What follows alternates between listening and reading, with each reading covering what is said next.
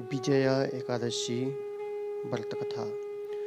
धर्मराज युधिष्ठिर बोले, हे जनार्दन, फाल्गुन मास के कृष्ण पक्ष की एकादशी का क्या नाम है तथा उसकी विधि क्या है? कृपा करके आप मुझे बताइए।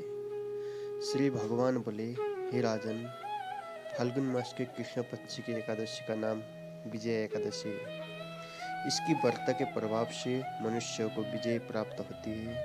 यह सब व्रत से उत्तम व्रत है। इस विजय एकादशी के महात्म्य के श्रवण व पठन से समस्त पाप नाश को प्राप्त हो जाते हैं। एक समय देवर्षि नारद जी ने जगत पिता ब्रह्मा जी से कहा, महाराज, आप मुझसे फाल्गुन मास के कृष्ण पक्ष की एकादशी विधान कहिए। ब्रह्मा जी कहने लगे कि हे नारद, विजय एकादशी का व्रत पुराने तथा नए पाप को नाश करने वाला है।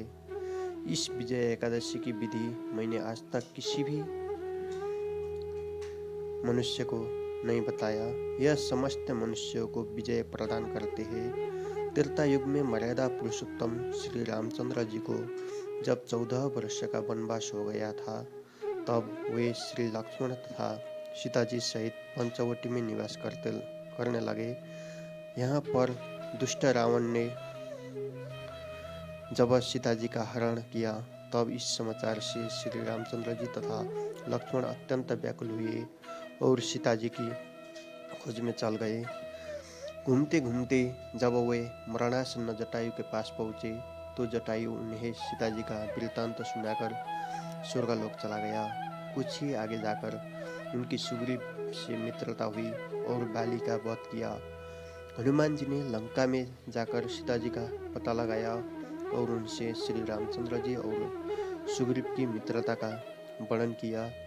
वहां से लौटकर हनुमान जी ने भगवान राम के पास आकर सब समाचार कहे। श्री रामचंद्र जी ने वानर सेना सहित सुग्रीव की संपत्ति से लंका को प्रस्थान किया। जब श्री रामचंद्र जी समुद्र से किनारे पहुंचे, तब उन्होंने मगरमच्छ आदि से युक्त उस अगाध समुद्र को देखकर लक्ष्मण जी से कहा कि इस समुद्र को हम किस प्रकार से पार करेंगे। श्री लक्ष्मण ने कहा, हे पुराण पुरुषोत्तम, आए आदि पुरुष सब कुछ जानते हैं। यहाँ से आधा योजन दूर पर कुमारी द्वीप में बकदालभ्य नाम के मुनि रहते हैं। उन्होंने अनेक ब्रह्मा देखे हैं। आप उनके पास जाकर इसका उपाय पूछिए। लक्ष्मण जी के इस प्रकार के वचन सुनकर श्री रामचंद्र जी बकदालभ्य ऋषि के पास गए और उनको प्रणाम करे बैठ गए। मुनि ने भी उनको मनुष्य रूप धारण किए हुए पुराण पुरुषोत्तम समझकर उनसे पूछा कि हे राम, आपका आना कैसे हुआ? रामचंद्र जी कहने लगे कि हे ऋषि, मैं अपनी सेना सहित यहाँ आया हूँ और राक्षसों को जीतने के लिए लंका जा रहा था हूँ। आप कृपा करके समुद्र पार करने का कोई उपाय बतलाइए। मैं इसी कारण आपके पास आया हूँ।